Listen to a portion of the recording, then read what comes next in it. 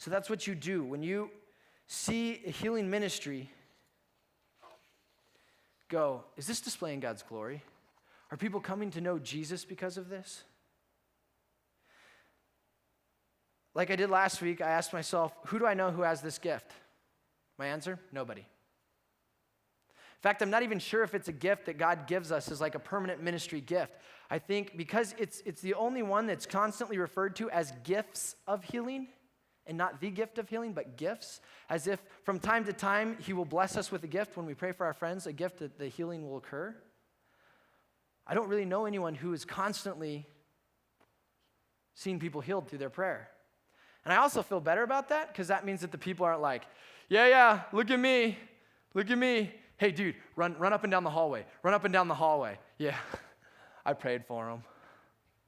It makes me feel better that if that's occurring, these people aren't bragging. I feel better about that if healings are occurring here, and I know they are because sometimes I catch wind of them, but that the people aren't seeking their own glory. How can you use this gift? All right? And most of you are like, I don't have this gift. All of you should try this out at least, okay? As long as your heart's right and you want to see God glorified and you care about that person and that's why you're praying for them, not so that people think you're really cool and spiritual. How can you do this? Just pray for your friends. Just all of you guys, pray for your friends. If someone is sick, if they're injured, if they're in pain, emotionally especially, pray for your friends. If God heals through you, keep praying for your friends. If God doesn't, keep praying for your friends.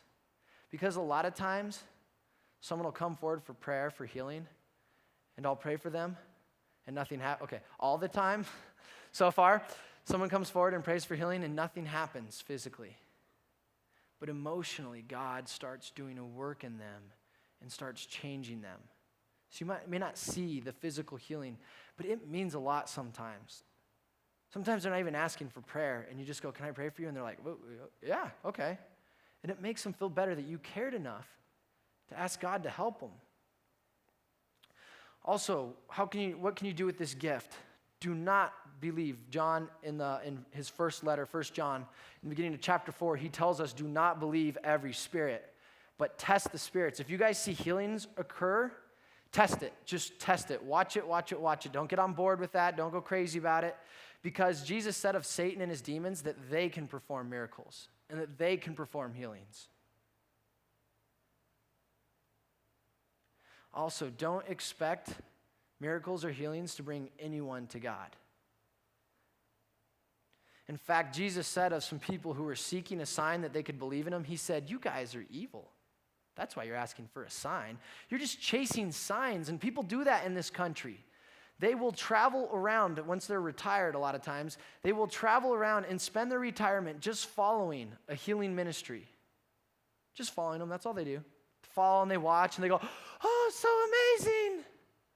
And then they follow them again. Believing that the power is somehow in that person and not in God. What can you do with this dynamos power miracle working? Recognize that the greatest miracle and the greatest power displayed by God is in his cross. That in 1 Corinthians, which is the book I'm drawing a lot of this from, where it speaks most about gifts, Paul continually says that God's word of his cross and that the cross alone is the power of God.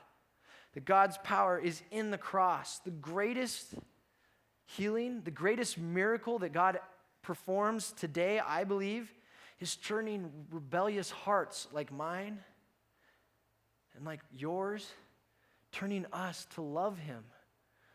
Have you ever thought about your salvation? One day you hated him and thought everyone who loved him was crazy. And all of a sudden, one day in church, you started crying like a sprinkler. And you had no clue why. And God changed your heart in an instant to love him. Because you heard about his cross. That is the greatest miracle. That is the greatest miracle. As spiritual people, we should not be interested so much in the physical, but as spiritual people, we should be interested in the spiritual healing of others. Praying that God would change their hearts. It glorifies God the most when sinners turn to love him. The next thing, faith, which is kind of related to this, and we're just going to blow through this one really quick. Faith, I say, it's listed as a gift. That sounds really weird that faith would be a gift. But the gift of faith is basically to trust God, plain and simple, to trust God, the ability to just trust in God. But it's especially strong when the task or the vision just seems impossible that you're trying to believe in. People who have this gift, they're convinced of the truth and the power that God has in his word and that God will just do it. These are the crazy people that irritate the rest of us. Because we're just trying to get a realistic look at life, and they're like, God will do it. God will do it. Here's a verse. Let me give you a verse on how God will do it. And you're like, dude, I've heard that verse a million times. Just shut your yapper, Mr. Positive, Mrs. Bubbly, okay? Just let me wallow for a moment. But what I want you guys to hear, though, is that faith, first of all, is a gift for all of us. Ephesians 2:8, you guys have heard it. For it is by grace you have been saved through faith, and this, not of yourselves, it is a gift of God, so that no one can boast. A lot of us think that this is referring to grace, but grace is gift. So it wouldn't be saying, for it is by the gift of God that you have been saved through faith, and this is not of yourselves, it's a gift. And you're like, dude, way to be redundant. The gift is a gift? Whoa. You're a genius. No. It's faith that's a gift. And this, at least in English, this refers to the most recent thing in a list. When you have a list, this, faith, not grace, it'd be that. Some translations say that, so maybe we can't use that argument. Romans 12:8, however, says that God gives faith to all of us, and that to some of us, he gives more. That doesn't sound very fair. The economy of God is not very fair sometimes. Some of you have more faith. Some of us don't have very much. We're kind of like the Eeyore of the church. Oh, man, life's going to suck. And then faith person comes along like Tigger, and is like, boing, boing, boing, hey, you're going to do. And you're like, I hate you again. You're lame. But some people have more faith, and the rest of us have very little that we just get by on. And I don't believe that there's a difference between the specific gift of faith and the general gift of giving us all faith by which we are saved. It's the same word. It's like the centurion who wanted healing for one of his family members, and Jesus said, well, all you have to do is believe. And he says, I do. I have faith. But give me more. He understood that he could have more. That he had a little bit, but he could use more. Ask for more faith. Really quick, I'm just going to blow through it. Joseph had faith. I mean, hello. He's engaged, and he's like, I know I didn't do that. I would have remembered that. What? Oh, my gosh, you're pregnant? And then the angel came and said, believe this. And he went, all right. That's kind of tough, okay? Because, right, women come up to you, and they're like, I don't know how it happened. And you're like, I do. Right? And you're like, what's his name? You shouldn't have gone to the ale house that night, Mary, is what I would have said if I was Joseph, but he had a lot of faith. Jesus' whole life was off the gift of faith. Okay?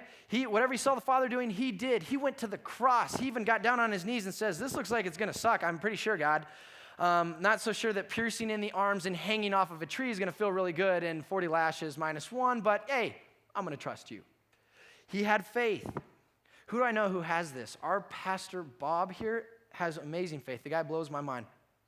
We've had difficult times in the church in the last year. We've had to lay people off because we were not getting the finances that we needed. The economic crisis did not give us a lot of hope, right? The rest of us were like, okay, that's the first stage of the layoffs, and I don't know, we're probably going to have to basically, shut off all the lights while we're working and use flashlights to read the Bible if we all want to keep working here. And we knew that ministries were not going to be able to be as big, supported by us as they used to be. But Bob knew that nothing would happen without prayer. When that happened, those layoffs occurred, we reorganized, and he got a team of people under him that he was in charge of.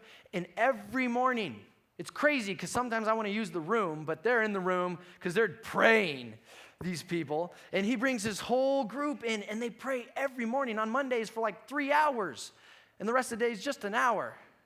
And they just pray, and they pray, and they pray. Since then, we've had the backpack program start. Where I think we're up to 500 children who are in need financially, who get members of our church bringing in food so they can go home and not starve over the weekend. 500 kids I think we're at now.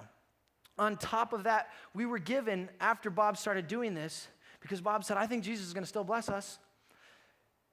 we got given a free camp up by Powderhorn. That's like millions of dollars in that camp. And the camp needed repairs, and so we're going to have to call people in, a plumber, and all these people to come in. Nope, bunch of volunteers just showed up one day and worked their behinds off and got that thing looking beautiful. The pool was it looked like something that should be pumped out of your septic tank. Now it's crystal clear blue water. All of everything that has gone into that camp has been donated. Then the backpack kids, Bob was like, I know what we should do. Let's take the backpack kids. Let's take them to the camp, because they've probably never been to a camp. And everyone on his team said, no, church and state, you can't do that. They'll shut us down. They'll hate us. We'll get a lawsuit. And he said, believe. Let's pray and believe. To the point where he had to discipline because the rest of us didn't have faith. And now we have kids going up there. And if you guys were here this weekend, you saw the video that we have one kid who was on there who accepted Christ last week. This week, we invite their parents up. His parents came up. It's just a one-day Monday camp every week. His parents came up. They're addicted. The mom is addicted to meth. The dad is in and out of jail. He just got out of jail. One kid that's staying there, their parents brought them down because they've been kicked out of their house, and they've been living in a motorhome up on top of the mesa, and they came in almost hypothermic, just like, can we hang out with you guys? But back to the kid with the dad who was in jail and the mom who was on meth, God started working through this, and she came in, and Vicky, who's this crazy in-your-face evangelist, was like, you're on meth, cut it out. You need to, and the dad's here, isn't he? No, go get him. Brought him in, he comes in, she goes, go to work in the kitchen. Then she preaches the gospel to the woman.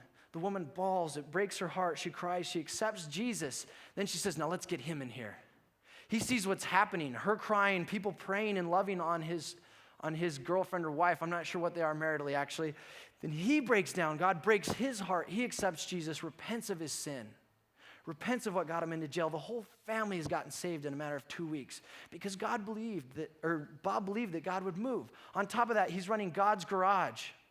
That's where we fix up cars for mothers, for single mothers who are on low income. That's where we give cars away.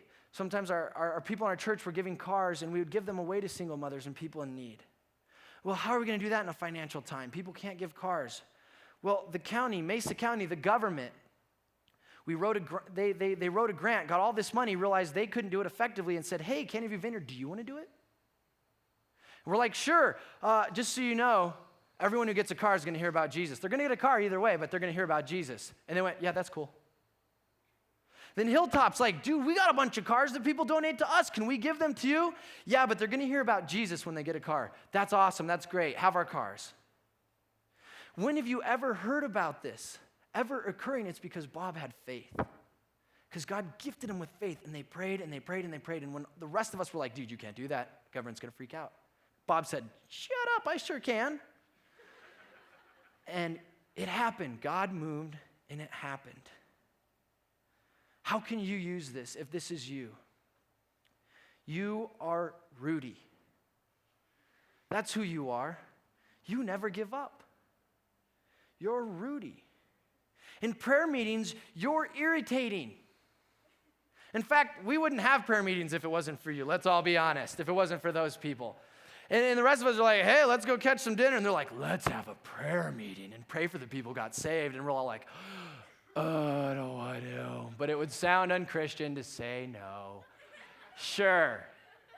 And then you pray, and then we all of a sudden get encouraged off of it. Just a warning to you, you happen to neglect ordinary tasks, right? It's like, we're trying to figure out how the bills are going to get paid and how things are going to get done. You're like, don't worry, let's just pray. But we're like, can we just maybe not have chaos in the meantime? We'll pray and not have chaos. So just warning, you need to team up with an administrator if that's you.